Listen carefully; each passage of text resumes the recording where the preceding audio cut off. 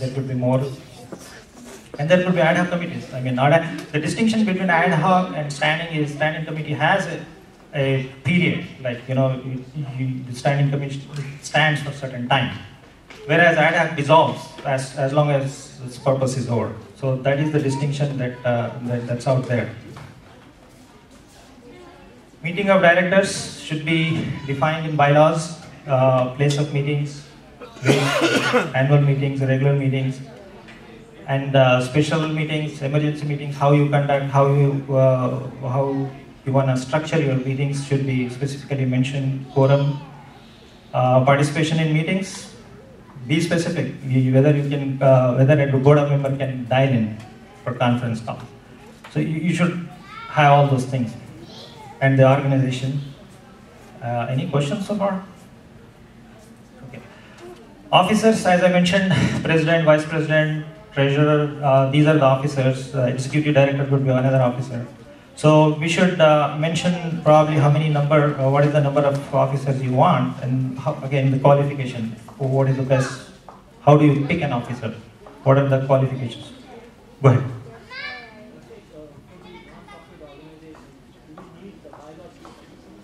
That's a good question. The question is whether state mandates bylaws for a non-organization. No, it is not a law.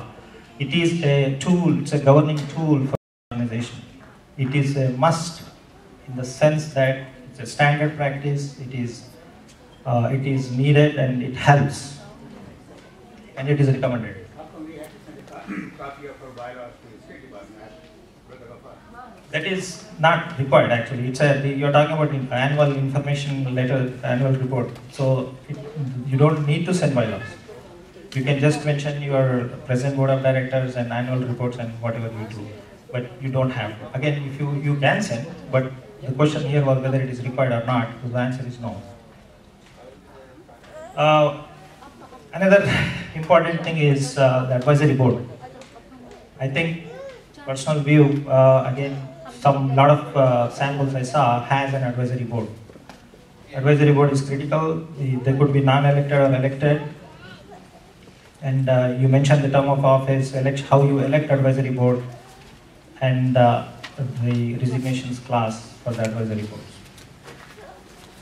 Notice, you talk about how you want to give notice to board members or any notice, meeting notice, this notice. There could be a lot of notice, and add a waiver to it also. Conflict of interest should be clearly mentioned.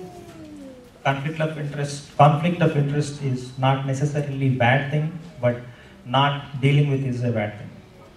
So basically, you should remember three things to avoid conflict of interest. You could either put it in a policy, or you could put it in bylaws as a separate link. The three things is you disclose it, and you abstain from voting, and then you record the meeting minutes. What is this? Oh, there is an announcement. Car lights are on for this nameplate. CWGC1. CW. Is that the reminder?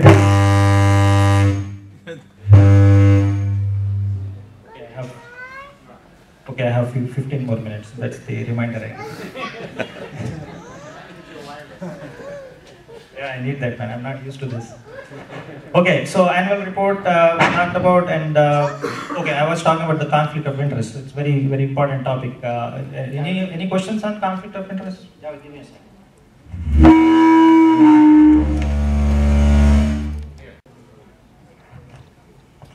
Okay, now I feel. Okay, so any questions on conflict of interest? So basically, how about if we have any member here or any board of directors working as a prophet for the ISNs? Is it proper conflict of interest? Yes, that's what it is. We can give a very good example. For example, library, right? Library needs a roof. I could be a roof vendor, and I could be board member also. But not taking my my help it may not be a bad, it might be a bad idea too, because I could give a good deal on it for the organization. That's why I was telling. So don't avoid such scenarios, but deal with them in the sense that, okay, make me abstain from the discussion, right? Record all the meeting minutes, whatever discussion, because I shouldn't be part of that. What is the first thing I told? Don't avoid it. Three. Declare. Not dealing with conflict of interest. Yeah. So it's not necessarily be a bad idea. So you have to be very disclose, basically. Disclose that I own a library, whatever, roofing help, right? And then abstain from voting, and then record all the discussion, so that you know. So the intention is to be transparent. That is what it is. But don't avoid just because the board member is, it could be good for the company. So always think that what is good for the organization. That is the bottom line here. So there are some fiduciary legal responsibilities, legal responsibilities for the board of directors. One is the duty of care. All the board of directors and officers should be aware of the mission, the organized mission, plans and policies. And everyone should fully participate in board meetings, deliberations and decisions.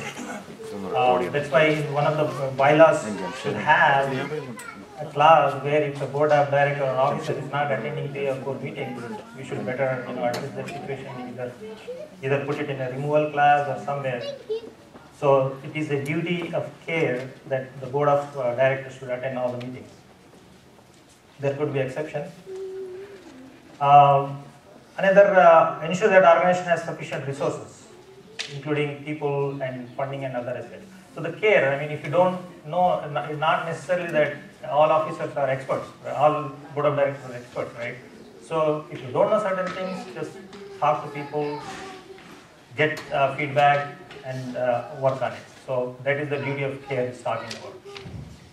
So you basically care for your role.